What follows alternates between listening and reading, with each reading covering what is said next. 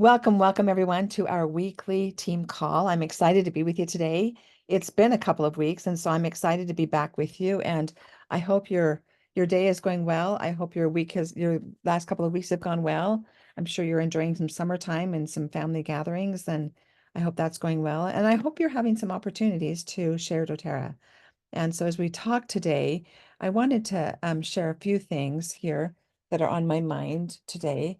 And I don't know how many of you have been reading Hal Elrod's book. We've been kind of going through some stuff together, but there's a part that actually kind of stood out to me this week. And it's the story of him training to run a 26-mile marathon. And then he's really excited about his progress. He ran a 6 mile straight in one morning, and he was really feeling good about his progress. He had run something quite a number of miles. I can't remember the total miles he had run, and he was sharing that with his coach.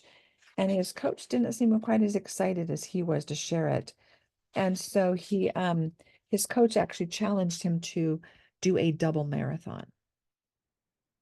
And at first he said, I'll think about it. But it's kind of like, wow, can't I just have some celebration for where I'm at, right? Can't I just have some celebration for where I'm at and rejoice in the progress that I have made? And so he said, after just 4 weeks of following my marathon training plan, in which I gradually increased the distance I ran each day, I had completed 50 miles, including a 6 mile run. I called John to celebrate. He was excited for me, but never one to allow a friend to rest on their laurels. He presented me with a new challenge. Hal, why don't you run an ultra marathon? If you're going to run 26 miles, you might as well run 52. Only John would suggest such logic. That's an interesting idea. Let me give it some thought, I told him. This time, when I told John I would think about it, I really meant it. I was intrigued by the idea of pushing myself even farther and running 52 consecutive miles. The fact that I had been able to run 50 miles in a month, culminating in a 6 consecutive mile run, was shattering limits I previously thought were true. Maybe John was right. If I could train to run 26 miles, I might as well train to run 52. I still had 6 months until the Atlantic City Marathon. So why not set the bar a little higher and go for 52? So I did. I was even somehow able to convince a friend and two of my brave coaching clients to do it with me. 6 months later, I had logged 475 miles, including three 20-mile runs, and had traveled across the country to meet with two of my favorite coaching clients, James Hill and Fabian Valencia, and longtime friend Alicia. So the four of us could attempt to run 52 miles together. John even flew out to show us his support. There was just one logistical challenge. The Atlantic City Marathon course was 26.2 miles and wasn't set up for ultra marathon runners, so we improvised. We met on the boardwalk at 3:30 a.m. Our goal was to finish our first 26 miles before the official marathon began at 8 a.m. and then complete the second half with the regular marathon runners. The moment was surreal. The energy between the four of us was a blend of excitement, fear, adrenaline, and disbelief. Were we really going to do this? We might have been able to see our breath in the chilly October air had the moonlight been brighter. Nevertheless, our path was lit well enough, and so we began. One foot in front of the other, one step at a time, we moved forward. We all agreed that was the key to our success that day. Keep moving forward. So long as we didn't stop putting one foot in front of the other, as long as we kept moving forward, we would eventually reach our destination. 6 hours and 5 minutes later, largely due to the collective support and accountability of our group working together as one unit, we completed our first 26 miles. This was a defining moment for each of us, not because of the 26 miles we had behind us, but because of the mental fortitude it was going to take to get ourselves to run the 26 miles we had yet ahead of us. The excitement that permeated every fiber of our beings 6 hours earlier had been replaced with excruciating pain, fatigue, and mental exhaustion. Considering the physical and mental state we were in, we didn't know if we had it in us to duplicate what we had just done. Still, we pushed on. A total of 15.5 hours from the time we started that morning, James, Ravi, and Alicia and I completed our 52-mile quest together. One foot in front of the other, and one step at a time, we ran, jogged, walked, limped, and literally crawled across the finish line. On the other side of that line was freedom, the kind of freedom that can never be taken away from you. It was freedom from our self-imposed limitations. Freedom from our self-imposed limitations. Although through our training we had grown to believe that running 52 consecutive miles was possible, none of us really believed in our heart of hearts that it was probable, let alone inevitable. As individuals, each of us struggled with our own fears and self-doubt. But the moment we crossed that finish line, we had given ourselves the gift of freedom from our fears and our self-doubt and our self-imposed limitations. It was in that moment I realized that this is a gift of freedom not reserved for the chosen few, but one that is available to each and every one of us the moment we make the choice to take on challenges that are out of our comfort zone, forcing us to grow, to expand our capacity, to be and do more than we have been and done in the past. This is true freedom. So I want to ask you the question, when in your lifetime have you overcome self-imposed limitations? I want you to think about that for a minute and then share with me what comes to mind. When in your lifetime have you personally overcome self-imposed limitations? And while you're thinking about that, I want to bring up something that we talked about in that training that I just did a few weeks ago before my family reunion at doTERRA corporate. I remember um, uh, Justin being on the stage and he talked about the 5-3-1 rule and he asked us who knew what that was. And I thought I might know what it was, but in the end, I did not know what it was. And so I was grateful that he brought it up. And so he talked about the 5-3-1 rule is to send 5 text messages or emails a day, have 3 voice conversations, and have one face-to-face, not on Zoom, but one face-to-face experience. Now, he didn't say that these were all doTERRA related experiences initially. And then he said, make a connection every single day without bringing up doTERRA. Do the 5-3-1 rule without bringing up doTERRA. He said you can do this every day with people you know or don't know, but take opportunity to send 5 text messages or emails, send 3 voice or have 3 voice conversations over the phone or in person, and at least one being face to face. And so I want to ask you to consider that. He said, this is all about building relationships. And the more you reach out to those in your circle of influence and make connections, the more likely that at some future time, and we don't know when, they will actually be much more receptive to doTERRA. So I want you to think about that for a minute. So what comes to mind when you think of overcoming self-imposed limitations? And what's your thought of embracing the concept of doing the 5-3-1 rule? Sending 5 text messages a day, having 3 conversations, and doing one face-to-face, not talking about doTERRA, but just building relationship. I want you to think about that for a moment, and I want you to just ask yourself, do I do that on a regular basis? Because what I'm realizing is I probably do. I probably do that on a daily basis. And so if we take an opportunity to think, build connections, and establish a rapport, a trust, a friendship, then at some future point in time, as we continue to have those conversations with those individuals on an ongoing basis, then we have the right, if you will, or the opportunity might come up that we are able to talk about doTERRA. So tell me your thoughts on both issues.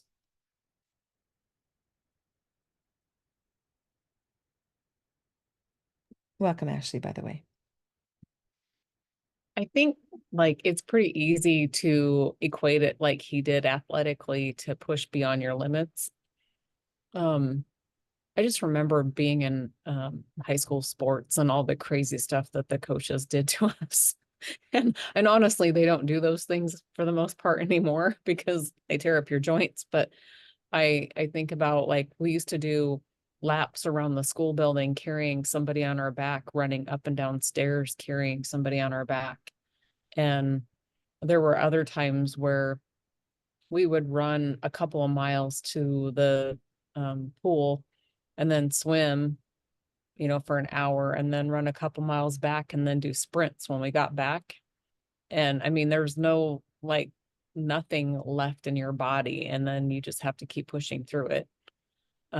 So I understand what that means to go the extra when there's nothing extra to give. Mhm. Love that. Love that share, Dana.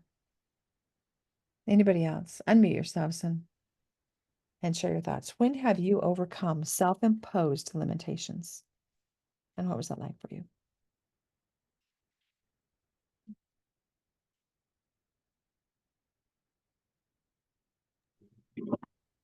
I don't think I have really overcome very many limitations, but I I think you I probably have happened. I I understand the premise of it, especially from a military perspective. Like, my husband told me in boot camp, they just keep pushing you. They don't care that you're tired, and you actually learn what your body can do the more you push, and that's what gets you to see the unachievable as achievable, is because you do have somebody pushing you. Like, if your life is on the line, you're going to find a way to run that marathon. Mhm. And I think a lot of us, humanity in general, I guess, is our brains are wired to keep us safe, right? So our brains tell us to stay within our limitations just so that we don't endanger ourselves. Yep, indeed. And there's that built-in self-preservation, right? Right, right. Don't be uncomfortable. Don't strain yourself. Preserve your energy. Yeah. Don't do anything scary. All of that stuff. I'm fighting against it. Like, I used to be more like, I don't care what you say. I'm going to do it, and I'm going to figure out a way to do it. And I lost that for a while. And I'm trying to find my way back to that person. So I like how, for that little nudge, you just got to keep going. And, he surprised himself, and I think I would like to be pleasantly surprised at myself again. It'll be a good feeling. There you go. Yeah, I think it's something to ponder about, right? Is how much of Yeah. my supposed limitations have I put on myself? Kind of interesting thought. I want to ask you, how many times do you feel these little promptings to reach out to somebody and you do it? And how often does that actually happen? Welcome, welcome, Krista. Good to have you here, girl. Thank you. How often do you feel those little promptings and act upon them? Because I think if you ponder that 5-3-1 rule, you'll probably find that you're doing it more often than you believe you are. And so, Krista, you missed my explanation of the 5-3-1 rule. But Justin Harrison, at that training I went to at doTERRA Corporate that's coming up again here next week, and actually, he talked about the 5-3-1 rule, and it was that you text or email 5 people a day, just thinking about them. Have 3 voice conversations and 1 face-to-face, not online, but not talking about doTERRA necessarily. They are just making a connection. 5-3-1, 5 text or emails, 3 voice conversations, 1 face-to-face. I want you to think about, how often do you do that? And I'm just going to give you a little bit of a challenge this week, that you make an effort to ask every day, prayerfully or thoughtfully, who needs to hear from me today? who do I need to connect with today? And then reach out to them, send them a text, or dial them up on the phone and give them a call. I actually did that the other day. I was thinking about somebody and I started to write a text and I was like, this is not going to come across well. I just need to call her. So I did.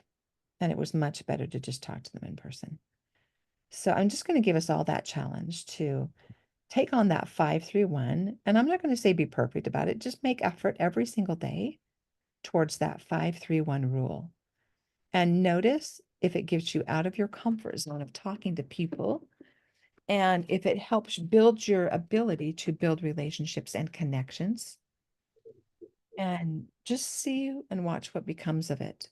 Because I find when I'm doing that on a daily basis, and Justin talked about what would the results be if we did that on a monthly basis? What would the results be if we did that on a weekly basis?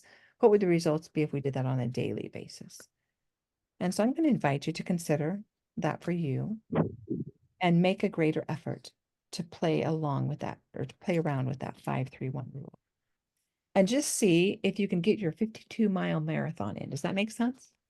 The correlation between those two stories and get out of your self-imposed limitations and really work to becoming all you can be, putting fear aside, putting one foot in front of the other, replacing fear with faith, those types of things.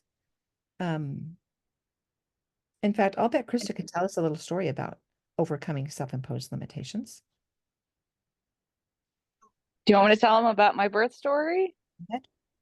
Go ahead. You'll hear Harry Potter in the background. My oldest is watching Harry Potter. The youngest is outside running around. So with both my boys, I had them both at the hospital. I had a lot of fear. I'm not going to go into the detail because I don't want to give fear to anyone else.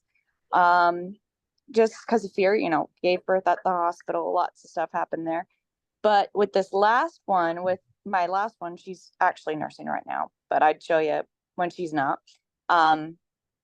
I had her on the 13th of last month, and it was all quick and fast. And we kept calling Deb and filling her in. She's like, let us know when the birth show is. And it's like, okay, we will. Well, by, let's see, a few minutes before 11:58, I had a birth show. And then my waters released quickly. And then she was already there by 11:58, which was only like a few minutes. And Deb wasn't there, neither was my midwife, and it was like a home birth. So it was really amazing. I loved every bit of it. It's everything I wanted. No interventions, no interruptions, and we were just listening and in tune to what my body was doing the whole time. I forgot to mention the day before, which was Thursday.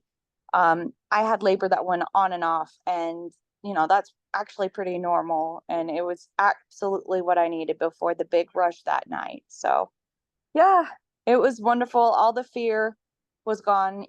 If we don't do our research before, then we get into that mindset, oh, it's going to be so scary, I can't do this, I'm going to have a C-section, oh, something's going to happen. No, if you put your mindset and you manifest, it's going to be a good birth. No interventions are going to happen. I'm going to birth 2 to 3 hours, which is absolutely what my active labor was with her. And it came true. And I had faith that it would be all good. Nothing bad would happen. And it did come to fruition. And absolutely, if we put that mindset forward and have faith in what we're doing and believe in ourselves, we can achieve great things. Love that, Krista. Love that, Krista. And I just can't congratulate you enough for that achievement. Seriously, the healing that has brought to Krista and her husband has been immeasurable. And the trust and belief in her ability to bear children has been incredibly multiplied exponentially, actually. So it's been a beautiful, beautiful thing and a healing thing for sure. So I think I love that example of overcoming self-imposed limitations, right? And you did the work, you did the effort, and the payoff was grand. And I say that a lot in my classes. What you put into this is going to be what you'll get out of it and more.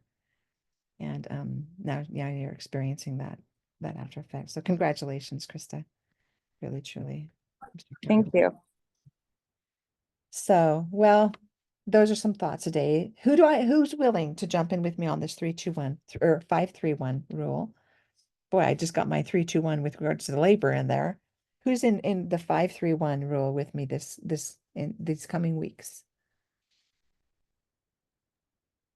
Yes, I think most days I probably do that in some form, maybe not always in person, but just because I live out of town, but yeah, I like that idea. I've been practicing this a lot. At that training, Justin talked about doing it first thing in the morning. And so as I've knelt to pray in the morning, I've actually been practicing this, saying, okay, who do I need to reach out to? And then I do it. And then I say, who's next? And then I do it. And then I say, who's next? And then I do it. And I'm finding that those little whisperings do come when we ask for them.